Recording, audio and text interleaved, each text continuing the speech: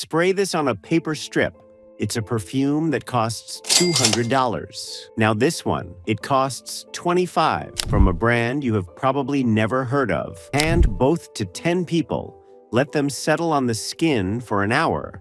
Then ask which one is the expensive one. People guess wrong about as often as they guess right. And the reason why is the thing the fragrance counter will never say out loud. That $200 bottle? The fashion house whose name is printed across the front almost certainly did not make the perfume inside it. They rented their name out, collected a royalty, and handed the actual job to a company you've never heard of, who handed the smell itself to one of a tiny handful of giant fragrance labs. The very same labs that quietly make the cheap stuff too. Same hands, same oils, different bottle. So today I'm going to take the entire fragrance industry apart for you. Who actually makes your designer perfume? Who really owns the brands? Why a $20 so-called dupe can smell almost identical to a scent costing 10 times more. Exactly where that extra money disappears to. And a simple test you can run so you never overpay for a smell again. And I'll be honest in both directions,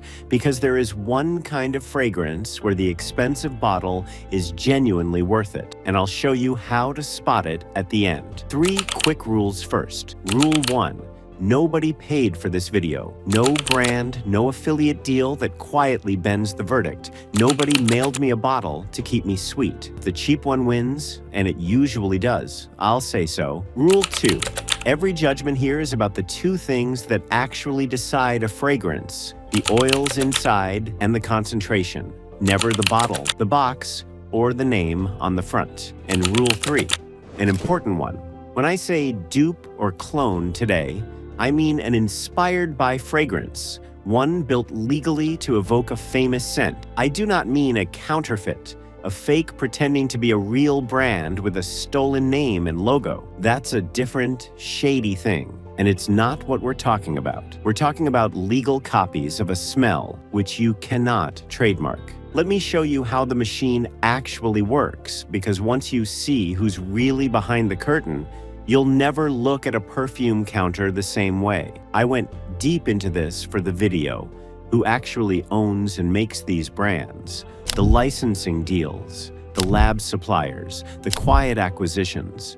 And then I smelled the cheap copies next to the originals myself. What fell out of all that is everything I'm about to show you. Here is the first thing almost nobody realizes. Most fashion brands are not perfumers. A few, like Chanel, genuinely make their own and guard it closely. But the majority of designer fragrances you can name are licensing deals. The fashion house lends its name, sets the image, and collects a royalty. And a completely separate beauty company actually creates the perfume, bottles it, and sells it. And a small group of companies hold most of those licenses. Names like Coty, Perfumes, L'Oreal, Puig, and Estee Lauder. So when you buy that designer scent, what you're often really buying is a product from one of those companies with a famous logo printed on the box and a cut going back to the fashion house for the name. Now here's the second layer, and it's the one that really collapses the whole illusion. Even those big companies don't dream the smell up out of nothing. The actual scent, the formula itself, is usually created by an even smaller group of enormous fragrance houses, labs that quietly supply almost the entire industry. Givaudan, Firmenich, International Flavors and Fragrances, Symrise. A few names you've never seen on a single bottle are behind a staggering share of the perfumes in the world. The luxury ones and the drugstore ones side by side. The same perfumers move between the expensive projects and the cheap ones across their careers.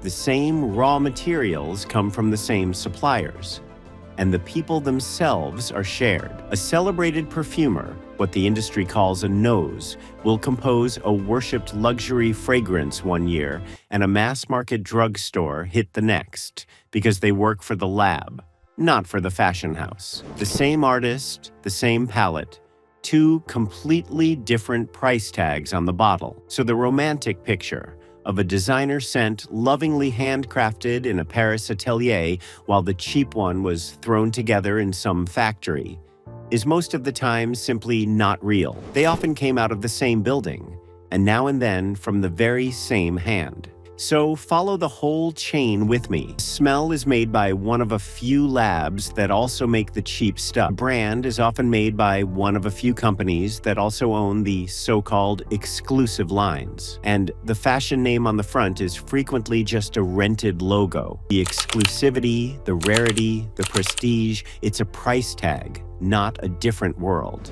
Of that $200 you hand over, the actual liquid, the juice, is a small fraction. The rest is the heavy bottle, the printed box, the celebrity, the magazine campaign, the department store markup, and the royalty flowing back to the fashion house for the privilege of the name. And break it down to what each spray actually costs you, because a $200 bottle isn't a one-time treat.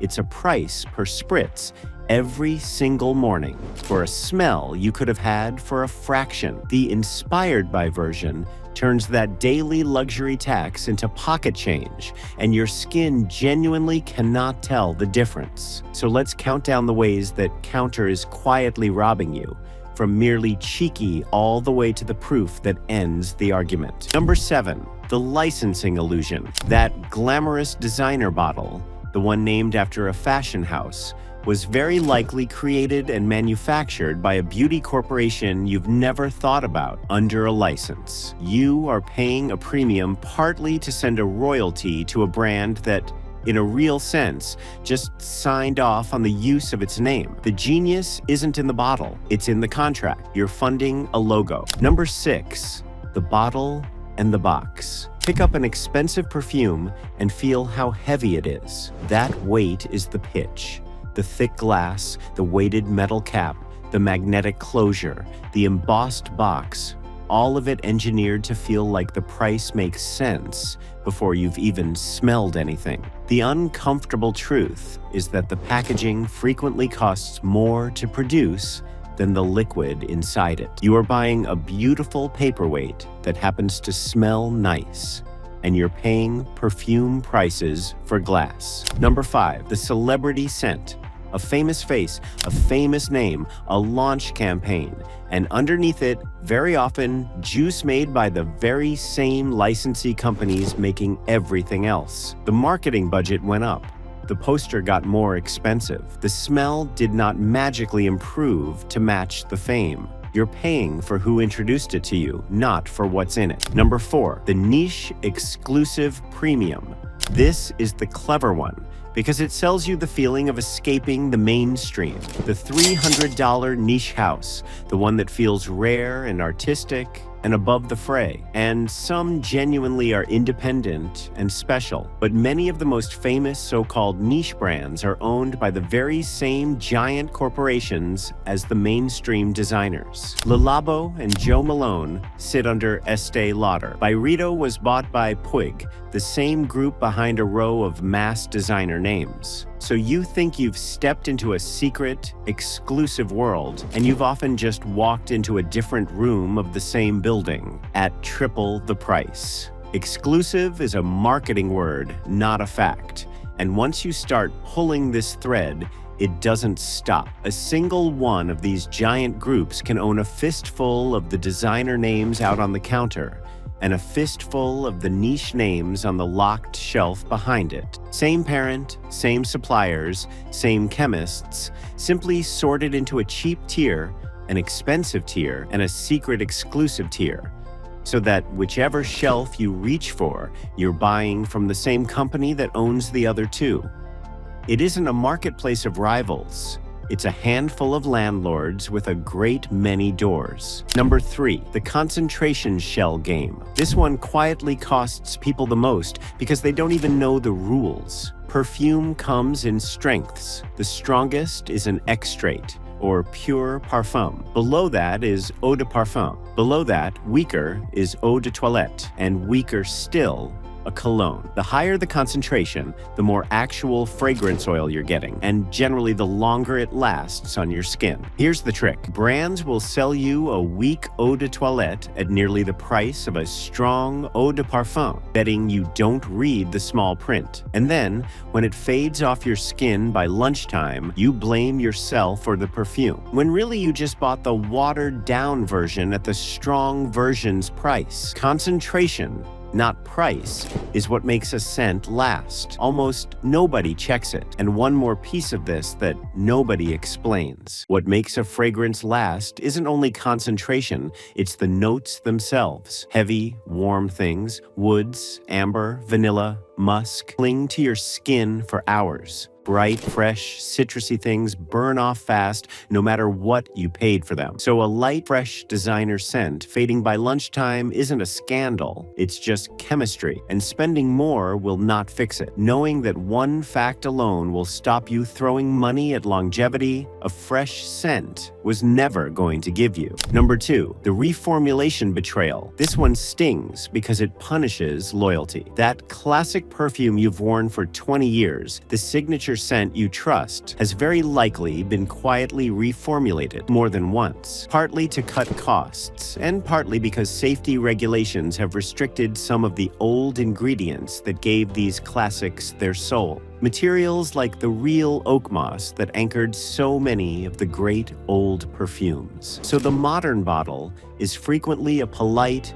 watered-down ghost of the formula people actually fell in love with decades ago. So the bottle looks identical, the name is identical, the price has crept steadily up, and the smell has quietly gotten thinner and cheaper to make. You are paying more every year for a downgraded version of the thing you fell in love with, and they're counting on your memory being fuzzy enough not to notice. And number 1, the proof that brings the whole tower down, the blind test. When people who love fragrance, real enthusiasts, are handed a good $20 inspired by scent and the $200 original on unmarked strips, and asked to pick which is which, they struggle, especially once the loud opening fades and you're smelling what the perfume actually becomes on skin. They cannot reliably tell. And now you know exactly why. The oils came from the same few houses. The chemistry is built from the same shared palette. The expensive one had a better bottle,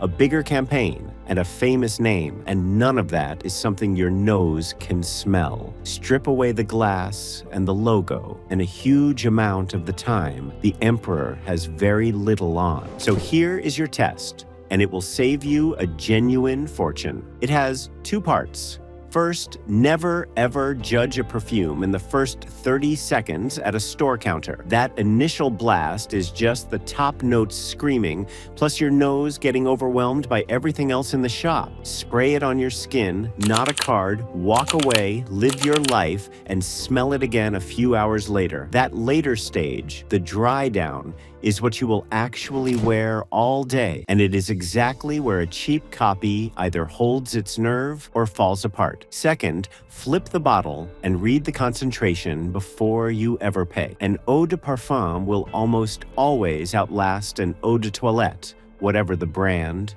whatever the price. So the 11-second version is this: check the concentration on the label and judge the dry down, never the spritz. Do that, and you've already beaten most of the people standing at that counter. Try it this week on a perfume you own, smell it properly at hour 4, and tell me in the comments whether it's still there or whether it ghosted you by noon. And if you want the version of beauty that reads the label instead of trusting the logo, subscribe, because that is the entire channel. Now, the good part: how to smell incredible for a fraction of the price, and the one time I'd tell you to splurge. Your first move is the inspired by world, and it's bigger and better than most people think. There are houses that have built their entire business on making gorgeous scents, many of them clearly inspired by famous originals, for a tiny fraction of the price. The Middle Eastern powerhouses, brands like Lattafa and Armaf, make their own fragrances, often shockingly good ones, frequently for under $30. And Western inspired by brands like Dossier, Dua, and Oksha build close versions of famous designer scents and sell them for a fraction of the original. Now let me be completely honest with you, because that's the whole point of this channel. These are a brilliant cover song, not always the master recording. They usually nail the heart of a scent beautifully, but sometimes the dry down is a little simpler. Sometimes the very opening smells a touch more synthetic, and sometimes it doesn't last quite as long as the original. The question is just whether that gap is worth paying 10 times more. For most scents, most people, on most days, the honest answer is a clear no. Spray one of these on, walk into a room, and nobody out there is running a chemical analysis on your neck. They just think you smell wonderful, which was the entire point in the first place. Your second move costs almost nothing and saves the most money of all. Stop buying full bottles of expensive perfume blind. Before you ever commit to a designer bottle, buy a small decant or a sample, a few milliliters. Wear it for several days in real life, and only buy the full size if you still love it on day 3. Most regret in fragrance is a $90 bottle you wore twice. A $2 sample kills that mistake before it happens. Do that 4 or 5 times and you've spent the price of a cheap dinner instead of building a closet full of bottles you reach for once and quietly resent. And the one honest splurge, the exception I promised. There is a place where the expensive bottle is genuinely earning its price, and it's about materials, not marketing. When a fragrance uses real, costly naturals, true oud, rare natural florals, a high extrate concentration packed with actual oil, or when it's the work of a genuine independent perfumer doing something strange and original, that is where a cheap synthetic copy simply cannot follow it all the way down. The clone can imitate the shape, but it can't always reach the depth and the slow, complex dry down that real materials give you. If you're going to spend real money on a fragrance, spend it there, on craftsmanship and ingredients, not on a fashion logo stamped on the same oils as the drugstore shelf. That's the one splurge I will never try to talk you out of, because there, finally, you're paying for the thing inside the bottle instead of the name printed on it. So let's name the real villain, because it was never the perfume itself. The villain is a licensing and marketing machine that rents you a fashion logo, wraps a small amount of oil, made by the same few labs that supply the cheap stuff inside the heaviest, prettiest bottle it can justify, and sells you the feeling of luxury by the milliliter. The brands didn't lie to you exactly. They just let you assume that the price reflected the smell, when so much of the time the price reflected the glass, the name, and the contract behind it. It's the same move you've watched all over this channel. Take the cheap shared thing that everyone is quietly using, wrap it in a beautiful story, and sell the story back to you at 10 times the price. But you're not walking into that store blind anymore. You know the smell is made by a few houses that serve everyone. You know the famous name is often a rented license owned by a corporation. You know, concentration beats price. The dry down is the truth. And a good inspired by scent can give you 90% of the experience for a 1/10 of the money. The only thing they were ever really counting on was you not asking who made it. So tell me in the comments, what's your holy grail scent? The one you'd never give up? And have you ever smelled its inspired by twin standing right next to it? I read these and I already know some of you are about to discover your signature perfume has a $20 twin you'll be furious you didn't know about. And next time, we're picking up the most hyped beauty gadget of the decade, the one your whole feed told you that you needed, and asking the uncomfortable question out loud. Is the Dyson Airwrap actually worth it? Or is it the most beautifully marketed hair tool ever sold? I'll see you there.